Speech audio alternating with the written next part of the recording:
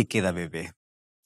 El bebé, en la medida que pasa el tiempo, comienza a crecer, a desarrollarse, luego a gatear, dar sus primeros pasos y caminar. Caminar demanda de un proceso, es aprendizaje. Y antes de poder dar los primeros pasos, hay primero intentos, hay fracasos. Inclusive cuando uno ya aprendió a caminar, ¿cuántas veces se ha caído? La vida cristiana comienza con un nacimiento. Significa que desde que una persona nace para el reino de los cielos, ya puede caminar perfecto. ¿Qué cosa dice la Biblia sobre la experiencia de la salvación? Muchos tienen miedo a dar el primer paso. Muchos tienen temor a caer o fracasar. Mas, ¿qué cosa nos enseña la Biblia sobre qué significa tener una verdadera experiencia en la salvación? Bienvenido, está comenzando Biblia Fácil. Cuánto me alegra poder saber de que estás al otro lado de esta pantalla y estamos juntos y unidos por un propósito. No importa la nacionalidad que tengamos, no importa la distancia que tengamos, estamos unidos con el propósito de que Dios pueda hablarnos a través de su palabra. Y como siempre estamos aquí con Biblia en mano para permitir que la palabra, al ser abierta, pueda entrar a nuestra vida, trayendo siempre revelación, luz, trayendo santidad y el propósito que Dios tiene para nuestra vida. Nuestro cariño para ti, que acompaña siempre este programa. Un abrazo. Tú que estás en la TV, en la televisión, tú que estás mirando a través de YouTube, a través de NTPlay o cualquier otra plataforma, Facebook o cualquier otra red social. Que Dios te bendiga en gran manera. Ya sabes que tenemos algo muy especial para ti. Preparamos la revista Esperanza Yo Creo. Tú puedes ingresar ahora a este sitio web, nuevotiempo.org/escuela bíblica, y allí tú puedes ahora mismo tener esa revista de manera digital, o luego también puedes solicitarla de manera física para que tú puedas comprender mejor aquellas enseñanzas que desde aquí ya estamos mostrando. Entonces puedes ingresar a nuevotiempo.org/escuela bíblica. Gratitud, como siempre, haces por proporcionarnos las Biblias para este estudio. Que Dios los bendiga y una vez más, bienvenidos. Gracias porque juntos estamos en esta caminata, cada vez dando un paso más y comprendiendo el plan que Dios tiene para la vida. Ya estudiamos hasta aquí 3 doctrinas. La doctrina sobre Dios, sobre el hombre, y ahora estamos en la doctrina sobre la salvación. Cada doctrina tiene algunas creencias específicas. Esta es la segunda creencia de la tercera doctrina. Ya vimos sobre la vida, muerte y resurrección de Jesús, cómo eso nos trae salvación. Pablo va a decir que por gracia somos salvos, mas ¿qué significa esa gracia en la vida? Vamos a abrir la Biblia, como siempre antes, vamos a orar. Gracias, Señor, te damos por esta oportunidad que tenemos de poder encontrar en tu palabra luz para nuestro corazón. Ayúdanos para que podamos comprenderla y que tu Santo Espíritu nos lleve a la comprensión de esta verdad para que con gozo podamos aceptar en el nombre de Jesús. Amén. Por gracia sois salvos, y esto no es de vosotros, sino don de Dios, dice Efesios 2:8-10. ¿Qué significa la gracia de Dios en nuestra vida?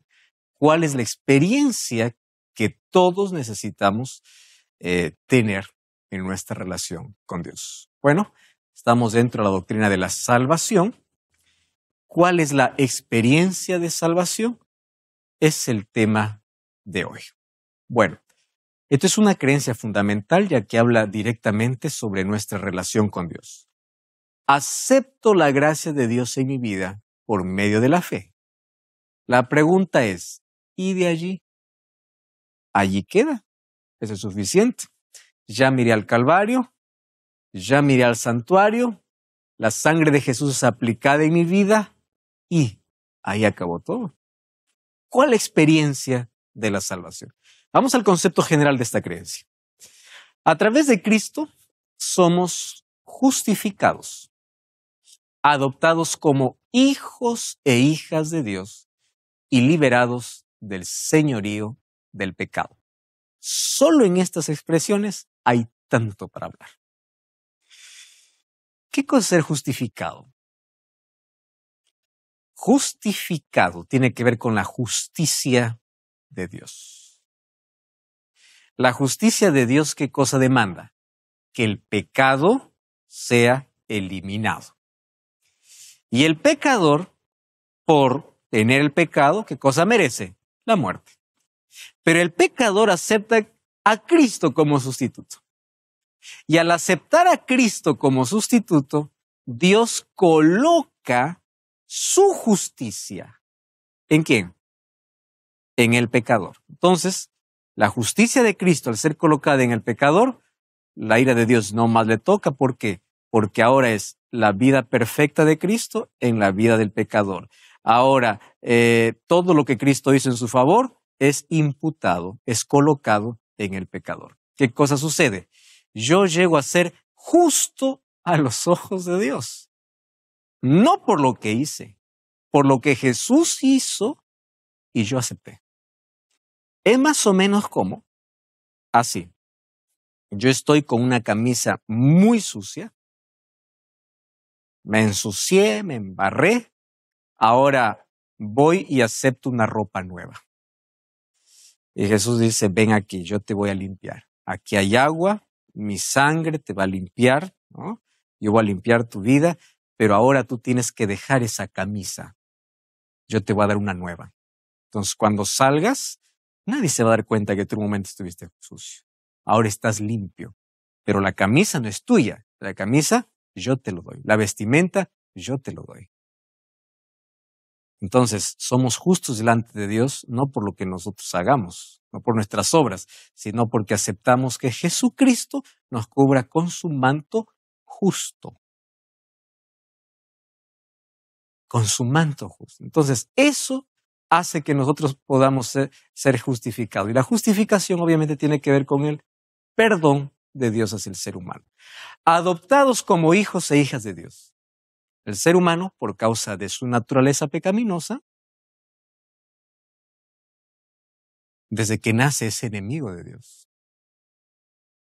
Ser hijo de Dios es una elección. Vamos a Juan 8:44. Juan, capítulo 8, versículo 44. Miren lo que dice el texto bíblico aquí. Vosotros sois, ¿qué cosa dice? De vuestro padre, el diablo. O sea, si el diablo es el padre, ¿qué cosa llega a ser? Hijos, ¿no? Ustedes son hijos del diablo, está diciendo Jesús. Los deseos de vuestro padre queréis hacer. Él ha sido homicida desde el principio, no ha permanecido en la verdad, no hay verdad en él. Cuando habla mentira, de suyo habla, es mentiroso y es padre de la mentira. Primer concepto es todos en sí. Seres humanos, ¿de qué nacimos? No venimos siendo hijos. Nosotros pertenecemos a Dios por creación y por redención, pero el ser hijos es por adopción. Nosotros somos criaturas de Dios, porque somos creados por Dios. Cuando aceptamos a Cristo, somos adoptados. ¿Qué dice Primera de Juan 3:1? Primera de Juan, capítulo 3, versículo 1. Este es un lindo texto. Primera de Juan, capítulo 3, versículo 1. Mirad cuál amor nos ha dado el Padre, para que seamos llamados hijos de Dios. Por esto el mundo no nos conoce, porque no lo conoció Él. Amados, ahora nosotros hemos llegado a ser, ¿qué cosa? Hijo. ¿Cómo que ahora? ¿Y antes? ¿Antes qué éramos? No, desde el momento que aceptamos a Cristo, somos hijos. ¿Por qué hijos? ¿Todo hijo no recibe una herencia? ¿Cuál es la herencia de aquel que es hijo de Dios? La vida eterna. Y aquel que no es hijo, no tiene herencia. Puede mirar de lejos todo, pero no tiene herencia. A menos que sea hijo. Legalmente es así. ¿Qué necesitamos para ser hijos de Dios? Juan capítulo 1. Evangelio de Juan, capítulo 1, versículo 11 y versículo 12. Juan 1, 11. A lo suyo vino, pero los suyos no le recibieron. Mas a todos los que le recibieron y a los que creen en su nombre les dio potestad de ser hechos hijos de Dios. ¿Está claro el concepto? Entonces, dentro de esta creencia de la experiencia de la salvación, es que a través de Cristo somos justificados o perdonados. Somos justos, no por nuestros méritos, por lo que Cristo hizo en nuestro favor. Somos adoptados como hijos e hijas de Dios. Y ahí viene la tercera parte. Liberados del señorío del pecado. Entonces, justificados, adoptados, liberados.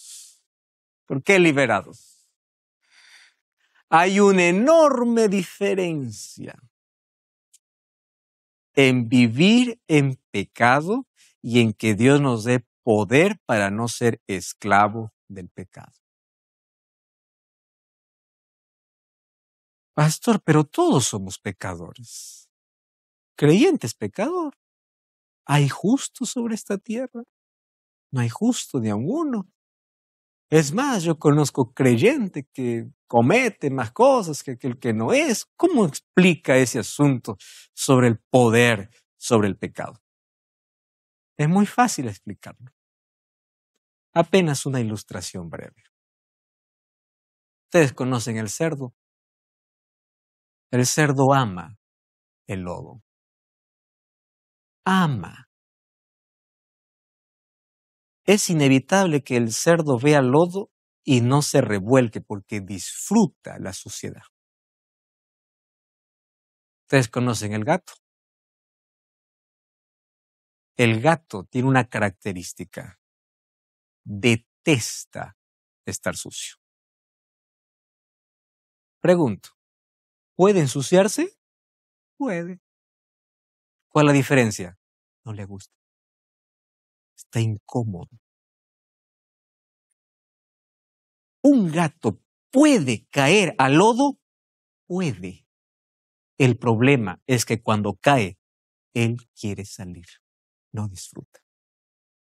Y cuando sale, él va a hacer de todo para estar limpio, porque es su naturaleza. Vamos a imaginar una conversación entre un cerdo y un gato. El cerdo le dice, ven, esto es vida, disfruta. El gato dice, vida, eso es suciedad. Muy bien, no sé si ustedes me entendieron la ilustración. Lo mismo ocurre con el ser humano.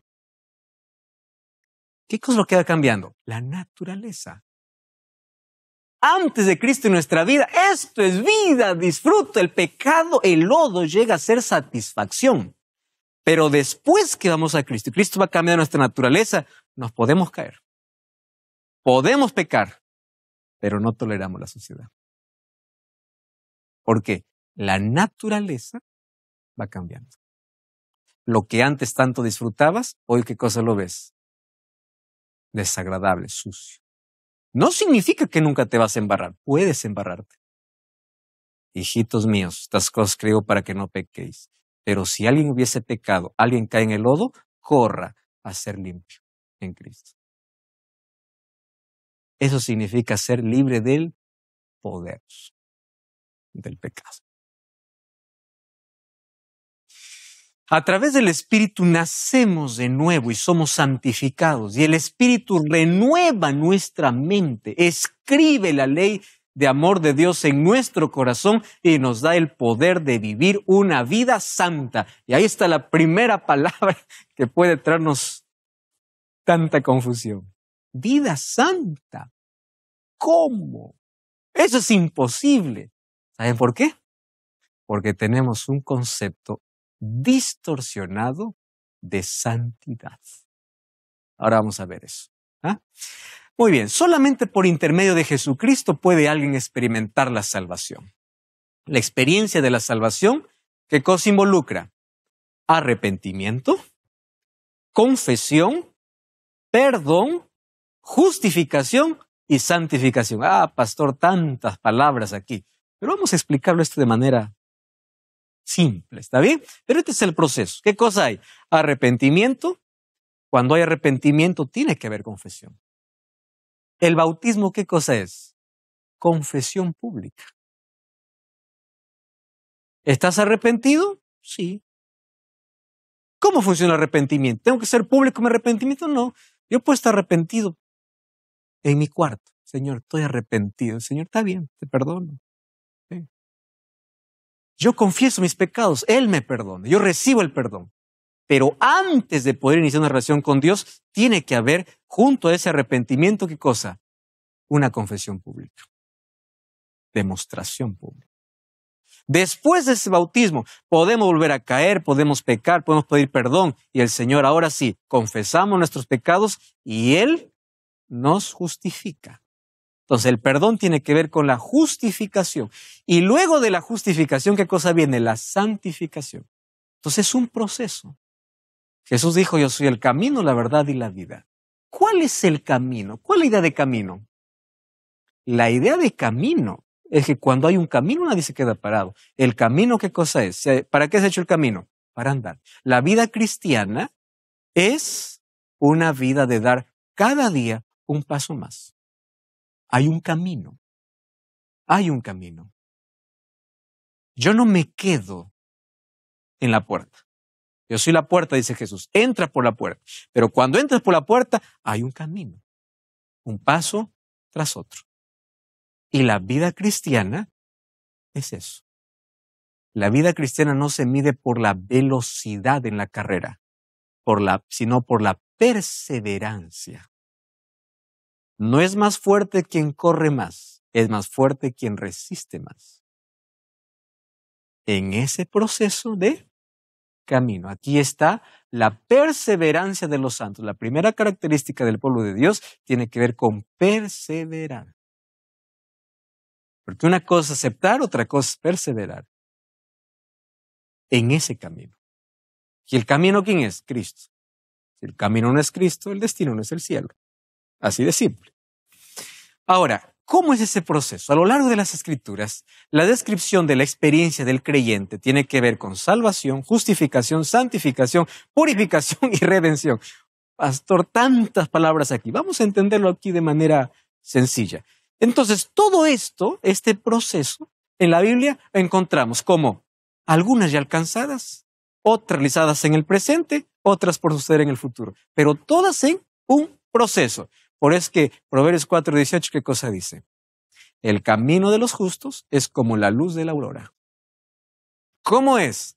Cada día más claro, o cada momento más claro. ¿Comenzamos dónde? En la oscuridad. Cristo nos trae luz. Y en esa luz comenzamos a caminar. Es como la luz, viene de menos a más. Lamentablemente, la mayoría de cristianos siempre viene de más a menos, ¿no? Comienza con toda la alegría, el fervor, y va apagándose.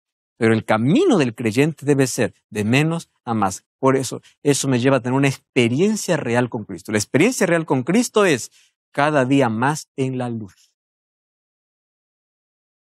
Y no hay un problema, hay un desafío con la luz.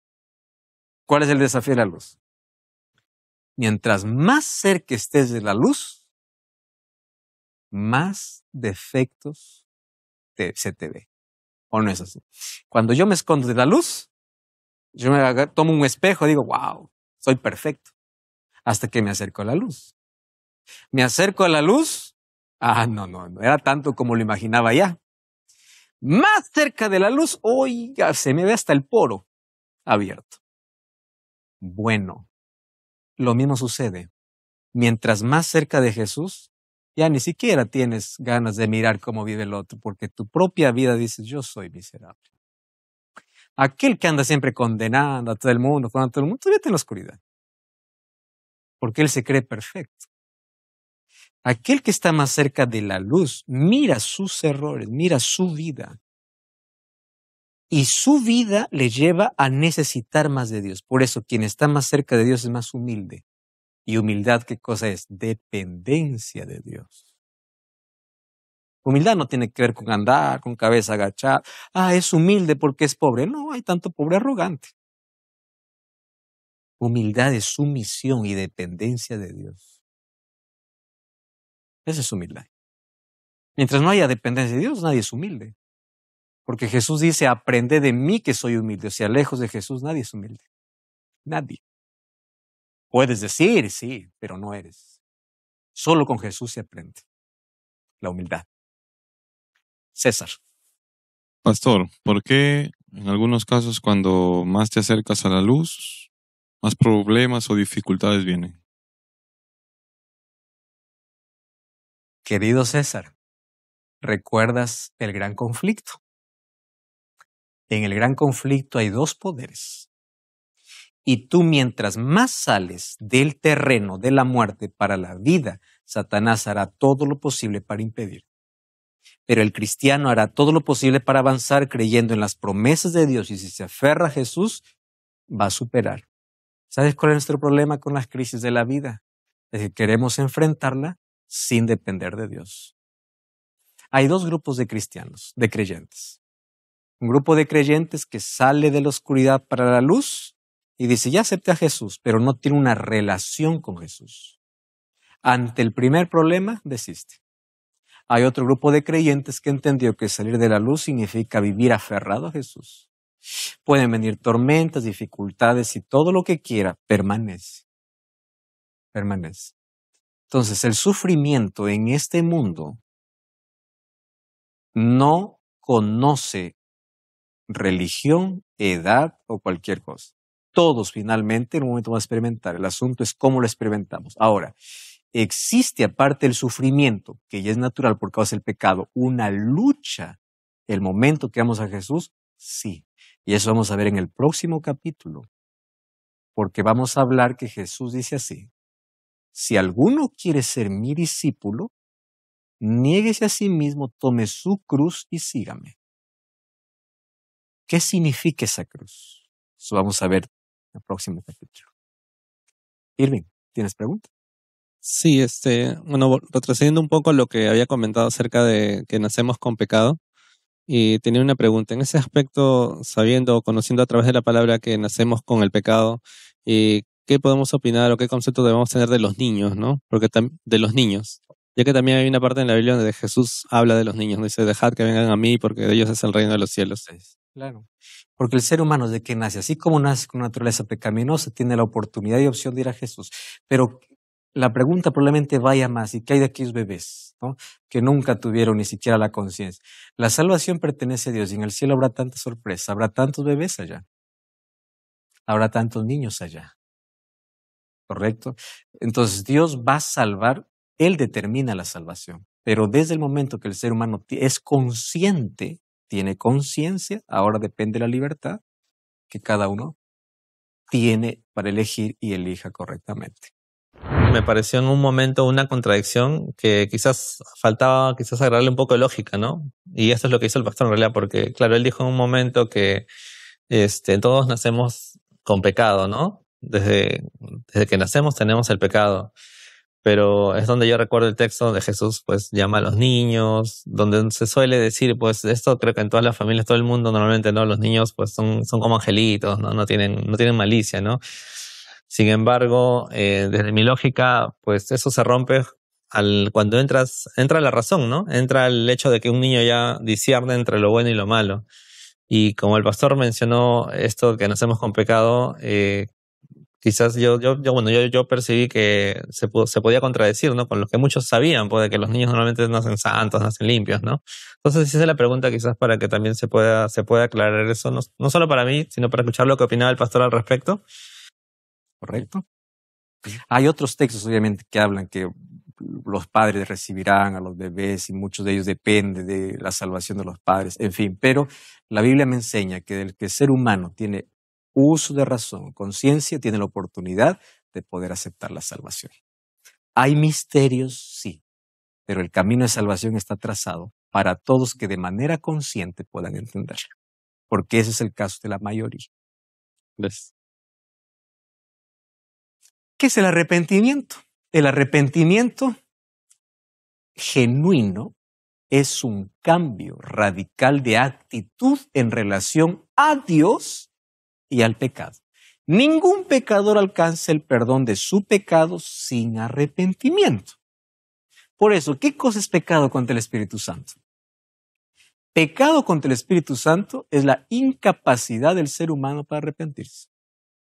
Ya no puede. Entonces, sin arrepentimiento no hay perdón. Y sin perdón no hay salvación. Este sentimiento incluso viene del Espíritu Santo. Miren lo que dice 2 Corintios 7:10. Este texto es impresionante. 2 Corintios, capítulo 7, versículo 10. Dice así. Vamos al versículo 9. Es interesante lo que Pablo está diciendo a los corintios. Dice, ahora me gozo, dice, no porque hayáis sido contristados, o sea, entristecidos, sino porque fuisteis contristados, ¿para qué dice? Para arrepentimiento. Porque habéis sido contristados según Dios para que ninguna pérdida padeciese por nuestra parte, porque la tristeza que es según Dios produce arrepentimiento para salvación, de la cual no hay que arrepentirse, claro, porque es para salvación, pero la tristeza del mundo produce muerte. ¿Qué cosa es arrepentimiento? Arrepentimiento no solo es llorar, porque tú puedes llorar con una película y no significa que estás arrepentido. Arrepentimiento es el dolor que el ser humano tiene por haber ofendido a Dios por causa del pecado. Entonces el arrepentimiento me lleva a un cambio de actitud con Dios y contra el pecado. Señor, me duele, yo te ofendí. Eso está mal, yo quiero un cambio en mi vida, estoy luchando, no puedo, ayúdame, por favor, no quiero más ofenderte. El arrepentimiento demanda de cambio. Vamos a continuar hablando sobre este asunto. Hoy estamos hablando sobre la experiencia de salvación. Y vimos que el primer paso, que es indispensable, tiene que ver con arrepentimiento. Incluso, ¿cuándo el ser humano se arrepiente? Cuando el Espíritu de Dios comienza a trabajar, el ser humano cede. ¿Cuál es la obra del Espíritu Santo? Convencer de pecado. O sea, nadie es consciente que es pecador a menos que el Espíritu Santo no haya trabajado en su vida. Entonces, ¿cuál es la diferencia de aquel que se arrepiente y de aquel que no? ¿Quiere decir que el Espíritu Santo trabajó más en uno que en otro? No. La diferencia está en que uno cedió y el otro no cedió. La salvación es para todos y el Espíritu Santo trabaja en todos. Por eso es que Él es omnipresente. Él trabaja en todos, da oportunidad a todos. El Evangelio puede llegar a través de un libro, de una sonrisa, de un abrazo, de la radio, la televisión, de cualquier manera. Cada vez que tu conciencia se despierte para Dios, es el Espíritu Santo trabajando en ti. Ahora, que tú aceptes o no, eso es diferente. La Biblia dice, el Evangelio será predicado. No dice que será aceptado por todos. Predicado sí. Entonces, algunos ceden, otros no. La respuesta depende absolutamente de quién, del ser humano. La propuesta depende absolutamente de Dios. La respuesta, ser humano. Gabriela. ¿A quién debemos confesar nuestros pecados para arrepentirnos? A Dios. Nosotros antes de bautizarnos confesábamos nuestros pecados a los misioneros. Ningún ser humano tiene la capacidad de perdonar pecados cuando la Iglesia Católica colocó un intermediario entre Dios y los hombres, simplemente está quitando a Cristo del camino, porque el único intercesor es Jesucristo. El perdón tiene dos dimensiones: Dios, prójimo. Todos mis pecados que tienen que ver con mi naturaleza pecaminosa cometida es presentada ante Dios. Pero ¿qué tal si yo ofendo? Te ofendí con una palabra, te ofendí con una actitud. Yo soy consciente que te ofendí. Entonces ahí, por una ofensa específica, yo puedo pedir perdón al que le ofendí. Y él puede otorgarme el perdón, porque el perdón es el camino de restaurar las relaciones. Eso ocurre en la familia, eso ocurre en las amistades, eso ocurre como seres humanos. Cuando hay una ofensa específica contra alguien, voy y pido perdón y me otorgo el perdón. Pero es ofensa específica. Pero pecados, Dios, solamente Dios. El arrepentimiento entonces me lleva a un cambio. Dios es misericordioso, pero Él no puede perdonar a aquellos que permanecen en el pecado. El Salvador desea convertir a los pecadores en santos, pero respeta la decisión personal. Miren, esto es importante entender. Hay gente que dice así: Dios me ama, Dios me ama, Dios me ama, y sigue en la misma situación. O sea, curiosamente, vivimos en un momento donde se quiere un cristianismo a nuestro antojo. Señor, tú me amas, es que yo voy a vivir como quiero, voy a vestir como quiero, voy a comer lo que quiero. Tu palabra, no, tu palabra es anticuada. Yo te amo, eso es todo. ¿Cómo me amas? No, es que tú me aceptas. Sí, yo te acepto como vienes, pero no te dejo como estás. ¿Recuerdas el pródigo? El hijo pródigo volvió en sí, volvió a casa. Te hago la pregunta. ¿El padre le dijo, báñate primero para que vengas? No. El padre, cuando vio al hijo que volvía, corrió y lo abrazó. O sea, Dios te recibe como llegas. Mucho cuidado ahora. Después del abrazo, ¿qué es lo primero que hace el padre? Traigan un vestido y cámbienlo. O sea, yo voy a Cristo. La gracia de Cristo tiene que cambiarme la vida. Si no me cambia la vida, ¿qué gracia es? Proverbios 28:13 dice, el que encubre su pecado no prosperará, más el que lo confiesa y se aparta alcanza misericordia. Solo que ese apartar ni siquiera es con nuestras fuerzas, porque es Dios quien nos da poder para ello. Entonces cuando alguien dice, no, es que el cristianismo es difícil, yo no puedo esto, no puedo guardar el sábado, no puedo hacer esto. Claro, todo es difícil, porque estás pensando en tu capacidad. Pero si tú comienzas a pensar en lo que Dios te da para ello, ahora sí el cristianismo ya no se basa en un conjunto de cosas a hacer, sino en una dependencia absoluta de Dios. Mientras más dependo, Él me da más poder, más fuerza y Él va cambiando. Ustedes han visto amigos. Dejemos a los amigos, esposos. Cuando comienza el matrimonio, los que son casados, díganme si no es complicado. Es muy complicado. Cuando pasa la luna de miel, comienza la hiel. Es complicado. Pero fíjense lo que sucede. En la medida que pasa el tiempo y la pareja ha superado tantas dificultades, hay una cosa que pocos ven. Mientras más tiempo juntos, más se parecen. Van negociando cosas en el camino. Lo que antes no le gustaba, ahora ya le gusta. Terminan hablando casi lo mismo. Y ustedes han visto personas, 70, 80 años tomados de la mano, cuando caminan hasta aprendieron a dar el mismo paso. ¿Qué hizo eso? Convivencia. Eso es la relación con Dios. Al comienzo todos nosotros, Señor, yo quiero ir por aquí. Persevera, permanece, sigue orando, sigue estudiando. No, Señor, pero sigue, caminemos juntos. Pasan los años. Señor, es verdad, lo que antes me gustaba ya no me gusta. Convivencia, relación.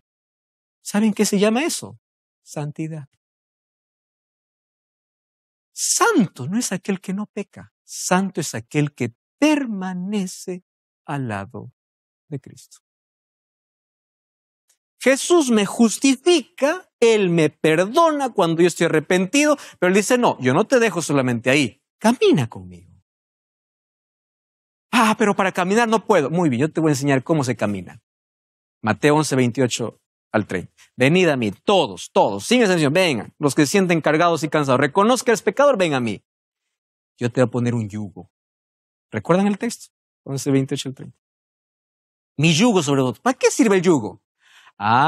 Si ustedes conocen, un yugo es un instrumento de madera que hace que dos bueyes, ninguno pueda hacer su voluntad. Si uno quiere adelantarse, el yugo le dice, frena. Si uno quiere irse para un lado, no, ahí hay un yugo. Pero eso significa que ambos bueyes están bajo las órdenes ¿de quién? De aquel que está atrás. Esa es la relación con Dios. Dios dice, ven aquí, ven. Mi yugo. ¿Cuál es yugo? Su ley. Mi yugo sobre vosotros. Tú aprendes a caminar en mi ley, te sometes a mí y tú en el camino vas a aprender que soy manso y humilde de corazón y hallaréis descanso para vuestras almas. O sea, vida cristiana es relación con Dios, es caminar con Dios. Las cosas que yo no puedo dejar, Él me va a ayudar, Él me da poder. Eso no significa que no deja de ser una lucha. Yo tengo que cortar lo que tengo que cortar. Yo tengo que dejar lo que tengo, pero la fuerza que me falta para no poder es la que Dios me da. ¿Eso qué cosa es? Caminar ¿en qué? En santidad. Entonces, primero, justificación es el acto divino por el cual Dios declara a un pecador justo. Cuando hay arrepentimiento, eso Dios lo justifica, lo declara justo. Ya no por lo que hizo, sino porque aceptó a Cristo, por los méritos de Cristo.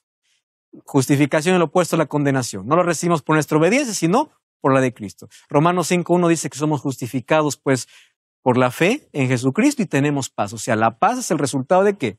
De estar bien con Dios. Pero después de la justificación, ¿qué cosa viene? Viene la santificación. La santificación no es el resultado de obras personales, es por la gracia y la justicia de Cristo. Es el fruto de un verdadero arrepentimiento y justificación. Con base en esto, los creyentes son tratados como si fueran santos porque están ¿qué? Andando con Cristo.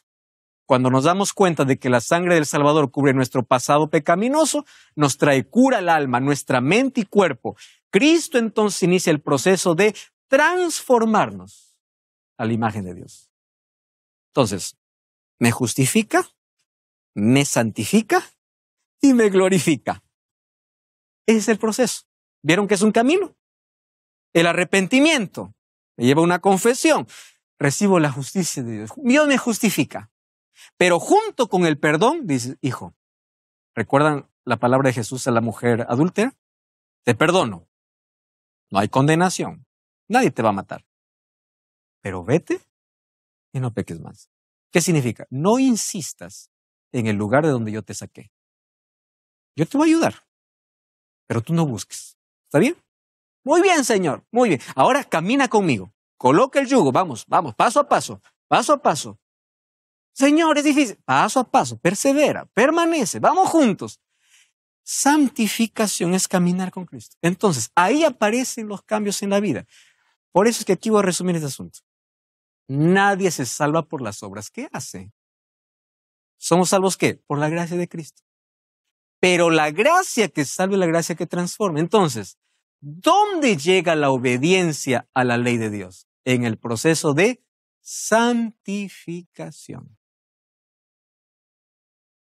¿Qué cosa es la santificación? Hacer la voluntad de Dios, ya no la mía. ¿Cómo es que yo hago la voluntad de Dios? Salmos 48. Salmos. Capítulo 40. Versículo 8. ¿Qué dice el texto? El hacer tu voluntad, Dios mío, me agrada. ¿Qué más dice? Y tu ley está ¿dónde? En mi corazón. ¿En qué consiste el nuevo pacto? La ley de Dios ya no en piedra. ¿Dónde? En el corazón. Cuando habla de corazón, ¿qué cosa es? ¿Dónde está la ley de Dios? En la mente. ¿Entienden que vida cristiana no hay que complicarla? Arrepentimiento, Señor me justifica. Ahora camino con Él, Él me santifica. ¿Cómo lo hace? Va cambiando ¿qué cosa? Mi mente, mis gustos, mis preferencias. Lo que antes me gustaba, ahora ya no. Y en el proceso va cambiando. Por eso, vida cristiana siempre es un paso más adelante. Hoy mejor que ayer. Mañana mejor que hoy. Pero cada día más semejante a Jesús. Eso es vida cristiana. Como la luz de la aurora, como dijera Proverbios 4:18. Santificación. Santo es, hay un yeso, una imagen, ese es santo porque tiene una vida santa. No, santo es el que camina con Jesús. Santo puede ser considerado un pecador, sí, porque sigue con su naturaleza pecaminosa, pero aprende a caminar con Jesús y Dios lo va santificando. ¿Quieren un ejemplo? Vamos a ver. Filipenses 1:1. Ustedes saben que Pablo escribió cartas, ¿no? Las cartas son 13 cartas que tenemos en el Nuevo Testamento. ¿Saben por qué escribe las cartas? Porque en cada iglesia había un problema. Hay que descubrir por qué mandó esta carta a las Colosas, a los de Filipo. ¿Por qué? Y ahí viene Filipenses. 1:1. Dice así. Pablo y Timoteo, siervos de Jesucristo. ¿Qué sigue? A todos los santos, ¿qué más dice? En Cristo Jesús, que está ¿dónde? En Filipos, con los obispos y diáconos. Gracia y paz a vosotros, de Dios nuestro Padre y Señor Jesucristo. ¿Qué cosa está diciendo? Esta carta envío ¿a quién? A todos los santos. Y luego les va a decir, ustedes tienen que arrepentirse de este pecado. Pero ustedes son santos. Es que no son santos por lo que hacen. Son santos por el hecho de estar permaneciendo al lado de Jesús. ¿Entienden el concepto de santidad en la Biblia? Santidad no tiene que ver con impecabilidad. Y este asunto es serio, Hebreos capítulo 12, versículo 14. Para que vean, o sea, no existe salvación sin santidad. No existe gracia que salve y que no transforme. No existe gracia que me diga, haz lo que quieres, ya no hay ley de Dios, no existen principios, vive como quieres, viste como quieres, haz lo que quieres. No existe. Por eso hay que leer la Biblia. Hebreos 12:14. ¿Qué cosa dice? Seguid la paz con todos y ¿qué más? Y la santidad. ¿Por qué? Sin la cual nadie verá al Señor. Muy bien. Volvemos al concepto de santidad. ¿Quién es santo? Aquel que fue a Jesús y permanece con Él. Va a mandar una carta para aquellos que están en Filipos. ¿Cómo los escribo? Oh, grandes pecadores, voy a escribir esta carta porque ustedes están portándose mal. No, santos, porque ustedes están en Cristo. Por eso yo no puedo juzgar a nadie. Yo puedo advertir a alguien que está equivocado, sí, y voy con humildad y le digo, a solas, ni siquiera públicamente, tú estás obrando mal, no es correcto lo que Jesús me enseñó. Pero ojo, la persona que permanece en Jesús, en ese proceso Dios lo va cambiando. Por eso es que la insistencia es permanecer. Jesús dijo, permanezcan en mí. Sin mí nada podéis hacer, dice Juan 15:5. Cuando nosotros entendamos qué es eso, entenderemos qué es cristianismo.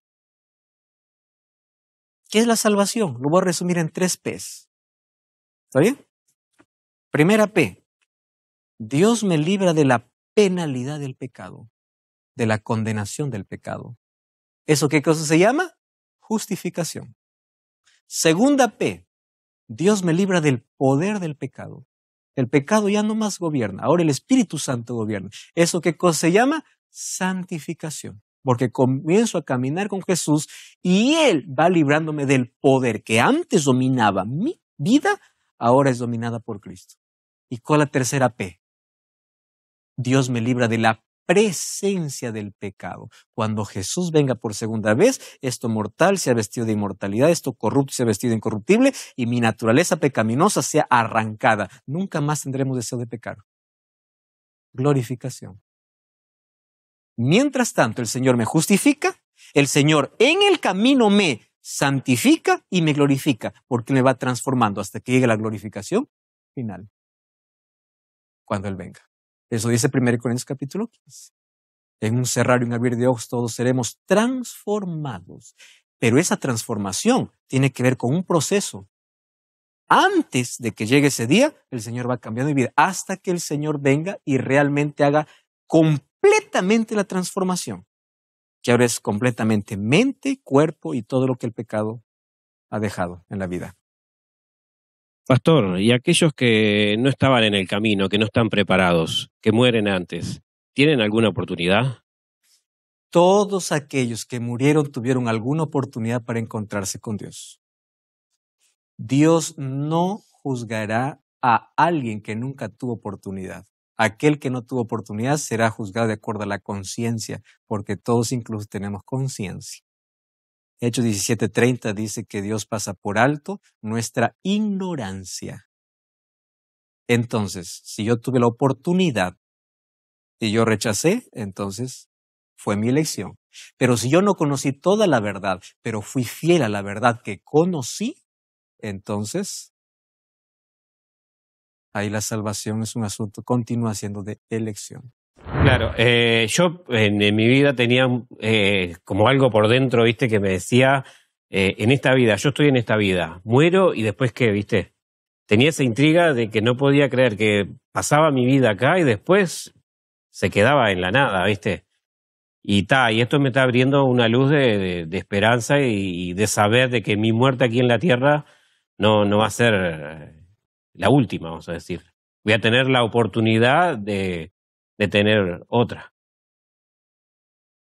Correcto. Hay tanta gente que conoce. Hoy especialmente ya no hay excusa. El Evangelio llega por todo medio. Por todo medio. Amigos, entonces, ¿Dios qué cosa nos da? Una nueva vida, salvación. Si alguno está en Cristo, nueva criatura es, las cosas viejas pasaron, y aquí todas son hechas nuevas. Y en la segunda venida seremos todos transformados también físicamente. Mientras tanto, puede haber una renovación de mente, como dice Romanos 12:1. Renovad vuestro entendimiento. Cristo solamente puede transformar nuestra vida. Él también hace que podamos vivir acompañados con Él, y es a través de la oración y del estudio de la palabra, del compañerismo con Él, que este proceso es real. ¿Y qué cosa es perfección en la Biblia? Perfección viene del hebreo tam o tamim, en griego teleios. ¿Qué significa? Completo, íntegro. Íntegro significa completo, de pies a cabeza. Es decir, Jesús no quiere una entrega por mitades. Señor, solo te entrego mi mente. Mi cuerpo no, déjame comer lo que quiero, déjame divertirme como quiero, solo mi mente te pertenece. No, hijo, no funciona así. Entero, completo. ¿Saben qué significa perfección en la Biblia? Madurez. Cuando yo llevo a mi bebé de 1 año, el médico le hace la evaluación y me dice, su bebé está perfecta. ¿Cómo que perfecta? Ella no camina. Todavía no habla, ella balbucea, ella dice algunas palabras, pero no habla como un adulto. Sí, perfecta para su edad.